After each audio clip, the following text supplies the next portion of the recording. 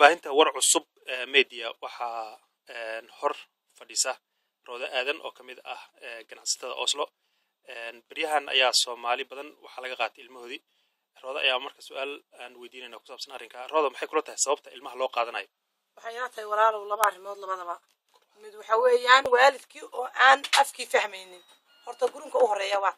ta labaad waxay tahay Soomaali iyada kala taagan haddii ay Soomaali hal tahay wax walba waa qabsan kartaa cidina ma duudsi karto laakiin Soomaali marka iyadu kala jajaban tahay faa'iideysi halkaas waraabi arga uga soo dhacayde marka waxa weeyaan Soomaalidu inay isku duubnaato qori kaliya hadaa istaajabi uu jabaa haddii si aad xaabo badan istaajabi ma jabto marka aan hal baa laynoo helay weynaan isku duubnaanaa taas baynu wax ku dhacsan karnaa ubadkeena iyo nafteenaba sidee Soomaalidu ku midoobi kartaa ay kula tahay Soomaalidu waxay ku midoobi kartaa iyada oo ka tagta maanta halkan maaha Soomaaliya waa meel cadow ku weerarayo taa waxay ka tagi kartaa Soomaaliya iyadoo qabyaalad ka tagta iyada oo subxaanahu wa ta'aala mid noqota iyada oo dhaafta waxa wadankii ka jira ay galamayso iyada oo qofka kale garab siisto walaal ka noqdo taa ayay Soomaaliya ku midoobi kartaa oo la galameeyo wixii la soo maray haddii marka aysan iloobin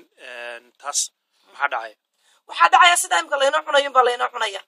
hooyo walba yaabo walba isagoo ay gurigiisa ku noqonaya barina reer kala ooyaya laakiin haddaynu tan ka tashano waxyaalo badan oo faa'iido baynu heli lahayn oo ubadkeena aan ku dhacsano ma santaa هذا مزور هالكيو